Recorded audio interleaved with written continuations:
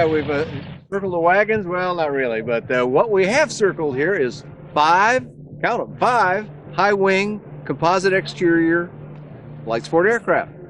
We kind of feel like if you're looking for a high wing, these might be any one of them, your choice. So we've got quite a selection here for you. We'll kind of go around the circle here and look, but as we do our little dance here, you'll get to see them all first. And let's start over here with this one. So, Sirius, same company behind the Sting airplane, which is TL Ultralight. This comes out of the Czech Republic, and just like the Sting, it's an all carbon fiber airplane. Side-by-side seating. In fact, all 5 of these again are side-by-side seating, but they have little differences. So come on around the circle. We're going clockwise here. We'll come around to the Jabiru. This is the J230. Now they also have a J250, and the way you can tell is by out there on the wingtips. This has little wingtip sails on it, and that's what differentiates the 230 from the 250. But this is the Jabiru. Comes out of Australia. Comes to the USA as a kit and is built by Jabiru USA, who assembles it into an SLSA, or you can have it in a kit form as well. Finally, we come around a little further here. We come to the flight design. This is the flight design CTLS, the #1 ranked aircraft in the market at present, and a lot of people know about it. We'll come back do a little more detail on all of these. Now we come to the 3X trim. This is the Navigator 600. This is out of Poland, and another composite airplane, but with its own differences as well. And finally, back here on the end of our little circle of 5 is the FK light planes, FK9, and this is the Mark IV. They have a Mark V out too. It looks very similar to this, and this one is also. They're all 5 of them composite exterior airplanes, and I'm using that second word while we're looking at this one because as you look inside the windscreen there, you can see some steel components. That's because this has what the Europeans call a space frame, what we would call a welded steel structure underneath the composite. So we kind of come around back to the beginning again here. We're back to the Sirius now.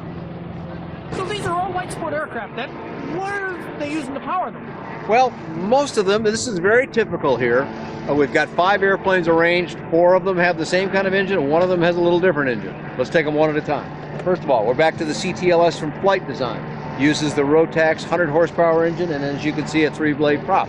Coming around the circle here, we get to the 3X trim, the Navigator 600. 3X trim is the name of the company. Rotax engine, 100 horsepower engine, 3-blade prop on it. Composite prop in both cases. We move around the circle a little further, we get to the FK light planes, FK9, Mark IV, Rotax engine, 3-blade composite prop. Now we move around a little further to the Sirius, also another Rotax engine, another 3-blade composite prop. And finally now we complete the circle with the one that's really different here. And this is very typical of the market shares. Rotax has about 75%. Jabiru has about 20% of the overall market. Continental has a few engines in there, but the Jabiru engine, this is the one airplane, I used to say this is the one airplane in the world that has both engine and airframe built by the same company. In fact, there's one other, and it's called Sonex, who makes an engine of their own too. But in the LSA space, it's the only one I know of that has both engine and airframe made by the same company. They're both from Australia, although the kit is assembled here as mentioned earlier. This is the Jabiru 3300, so it's the most powerful of all of these. This is a 120 horsepower engine swinging a 2-blade composite prop from Sensenich. Now, seating arrangement in these airplanes, Dan? Well, once again, all the way around the whole circle here, all side-by-side seating. As to controls within those seats, a little bit of difference. So let's start over here with the Jabiru, and then we'll end up with the one that's a little different than the others.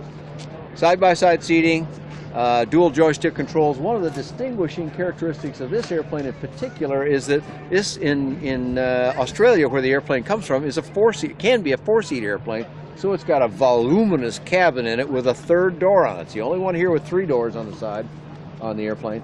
And that's because it's a 4-seater. In some conditions, of course, for light sport, it can only be 2. So you got a lot of room in this airplane. It may look small. You have to get in it, and you'll see it's not that small, especially in total cabin volume. Side-by-side joystick control. Nose wheel steering. Another one with nose wheel steering. Side-by-side joystick control. This is the CTLS from Flight Design. Huge cabin, 49-inch cabin, 10 inches wider than a 172. Lots of comfort in there. And the CTLS model has expanded the cabin volume. It's not quite as big as the Jabiru, but it's got a lot of new space in there compared to their earlier SW model, which was a little more sports car-like.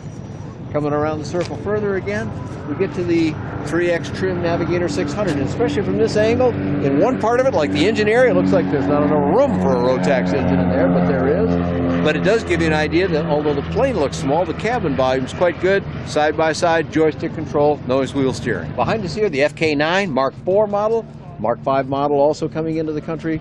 Again, the Rotax 3-blade we mentioned earlier. Side-by-side seating, dual joystick control, nose wheel steering. The one that's different among the 5 here is the newest one, also the Sirius. This just was introduced to the market about a year ago now, I think. And it has side-by-side seating, but it has dual yoke controls, but it also has a difference. You're going to have to help me out with that, but it had an arrangement so that it was kind of a side stick. It had a yoke on the one side that you could operate as a conventional yoke, and then it just had a stick came out of the dash, and you just moved the stick left and right. So like the Cirrus thing. Like the Cirrus. And what Cirrus people, the Cirrus design folks that make the SR20, SR22, call that a side yoke, not a side stick. And the difference would be a stick would go this way and this way. And in theirs, it actually goes back and forth, just like a yoke does. And then you just turn your wrist to do the lateral action.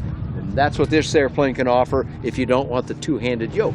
So, if you want to get some more information on all 5 of these airplanes, we'll come back to a central source here in a moment when we're done, but let's take them one at a time.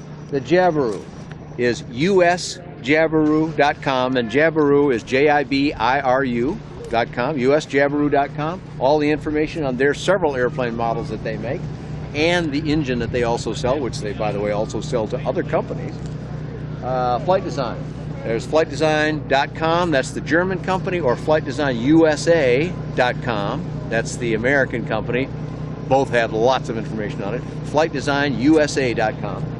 Coming around to the 3X trim, it's 3xtrimlsa.com. Now that's literally the number 3, the letter X, trim, just like automotive trim or something, lsa.com. So 3xtrimlsa.com.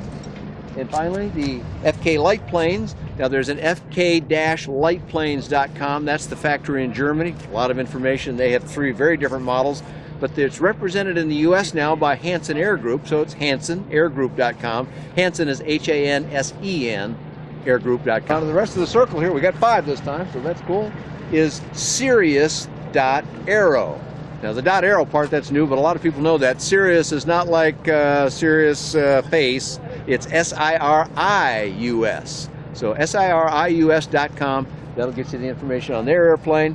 And they also have other models, and their website will link you to those other models as well. And you have information on these airplanes on your website, Dan? I do. I have information on all of them. Let's see. I have flown all 5 of these airplanes, and you can find information about all of those on bydanjohnson.com or bydanjohnson.com with links to all of their websites.